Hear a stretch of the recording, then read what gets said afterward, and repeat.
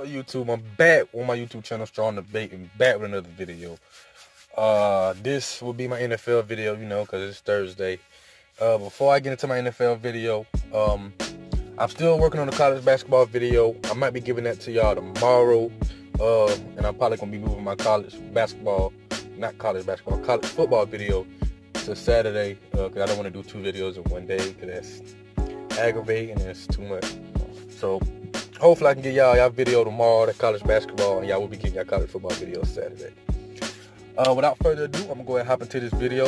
NFL Week 11, scores and predictions. We on the 11th week of the NFL. We're getting down to the nitty gritty and close to playoffs. I'm doing 6 games this week, starting with the night's game. Packers versus the Seahawks. We always know they're playing a thriller game. Wild finishes, wild games, all that. So yeah, this game is hyped up. It deserves it.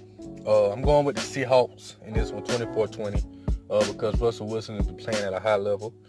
That defense has been competing.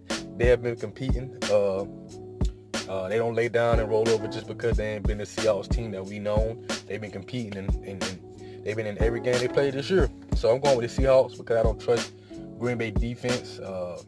It's just bad. The whole organization might need something done to it. Firing the coach or GM. Who knows? But like I said, I'm going with the Seahawks 24-20.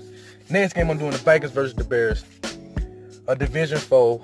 They both fighting for the division.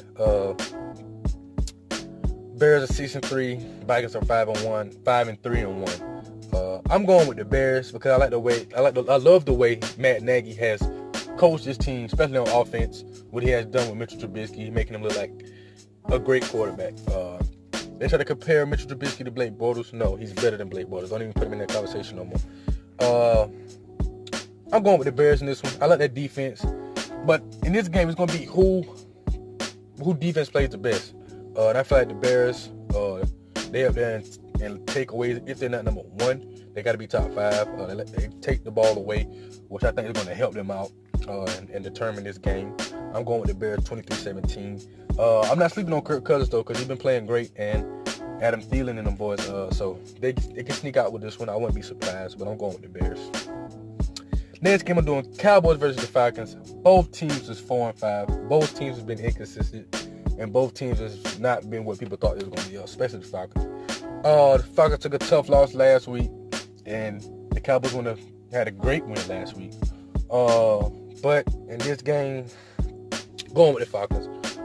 Because I still love the Falcons. I still love Julio Jones and Matt Ryan, and Calvin Ridley has been great this year. So I'm going with the Falcons 27-14. I don't trust that dysfunctional Cowboys team. Their offense has been roller coaster. They just, like I said, they need changes just as well as Green Bay. They might need to even fire their owner. That's how bad the Cowboys have been in the past years. I'm sorry for you Cowboys fans, but y'all just be hyping up stuff too much. So I'm going with Falcons in that one. Next game, I'm going with the Texans versus the Redskins. Texans have been one of the hottest teams in the NFL. They got tied with the second longest streak in the NFL with wins. They're on a 6-game winning streak along with the Chargers. Everyone know who holds the number 1 longest streak in the NFL right now. That goes to the Saints. But the Texans play the Redskins. The Redskins have been good. Like I said, they 6-3. The reason they're doing that because their defense has been playing at a high level, and Alex Smith ain't been turning over the ball. So yeah, I'm going with the Texans in this one, getting their 7th straight win.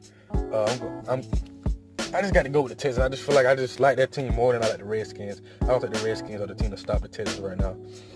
And I'm going with the Texans 24-16. Next game I'm doing, Bengals versus the Ravens. 2 division foes. 2 teams who have probably let the Steelers take the division from them. But they can compete for a wild card spot. What I think the Bengals are going to do. The Ravens have been, they've been this great team at first. Even beating the Steelers at the beginning, close to the beginning of the year.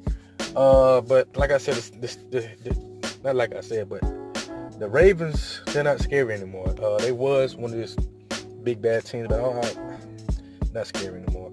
And Andy Dalton played this team enough to try to know what he's going to be getting.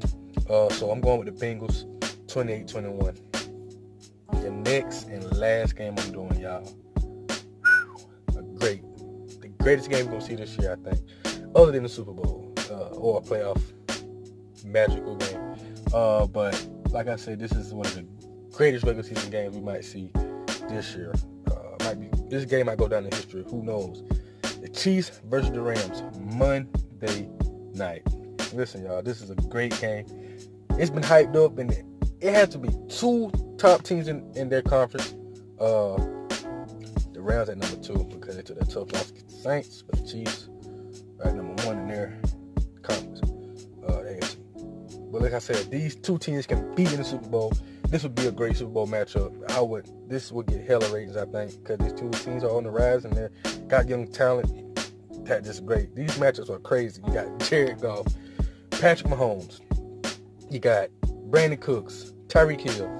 You got Kareem Hunt, Todd Gurley. Man, I mean, I can go on and on. I wish I could be saying Cooper Kupp and Sammy Watkins, but Cooper Kupp is out with the season with ACL tear, which might hurt the Rams. So that coach is going to change up the scheme to help him out. But Robert Woods has been a great wide receiver too. I can't sleep on Robert Woods. He's been stepping up. Also, Todd Gurley might get some more receiver touches now that Cooper Kupp is out. But like I said, it's all in the scheme. I want to go with the Rams, but I think they got a more complete defense, even though the Chiefs defense and the Rams defense are probably same in point differential because they do allow teams to score some points. But I just like the Rams defense more all around. But the Chiefs defense have been playing, well for them to get starts at great times, getting sacks, getting turnovers. I mean, they just ain't been dominant defensively.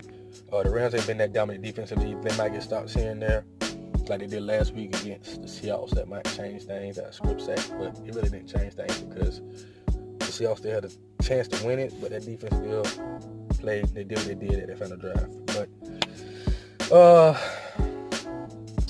I'm going with the Chiefs just because Cooper Kupp out. He was a big X factor in this game. Cooper Kupp was playing, I'm going with the Rams all day, but I got to go with the Chiefs, Patrick Mahomes. It's going to be a great game. I'm going with the Chiefs in a 3-point win, 35-32. They might score more points than that, who knows? These are two of the top offensively teams in the NFL. But I'm going with the Chiefs. I might regret it, though. Right now, I'm going with the Chiefs. But yeah, them are my 6 picks this week. Seahawks over the Packers. Bears over the Vikings, Falcons over the Cowboys, Texans over the Redskins, Bengals over the Ravens, and Chiefs over the Rams. Those are my picks this week. Y'all tell me what y'all think.